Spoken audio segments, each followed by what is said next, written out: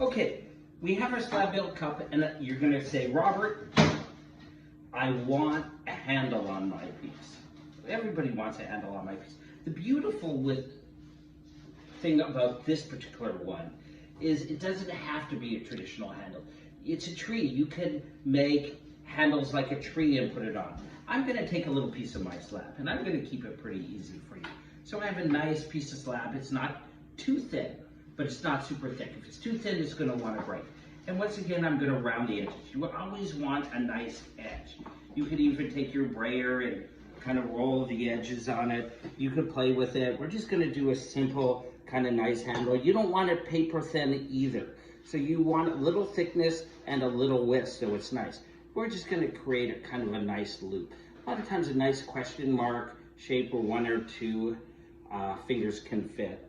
And we're going to come here and take a look and see how it goes. I always like to leave a little room from the top and not have it go quite to the bottom. So where I'm going to put it, I'm going to rough up the surface. This time I'm just going to use my needle tool. And we're going to take a little vinegar on this.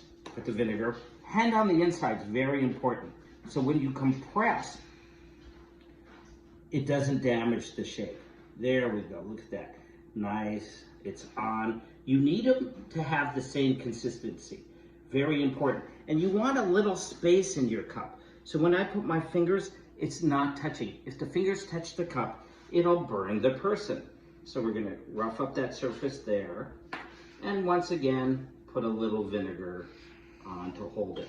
When you attach handles, I always recommend wrapping these with plastic, at least for, we'll blend that in just lightly, don't want to ruin the shape too much, for at least a day. It allows it to just sort of dry out evenly.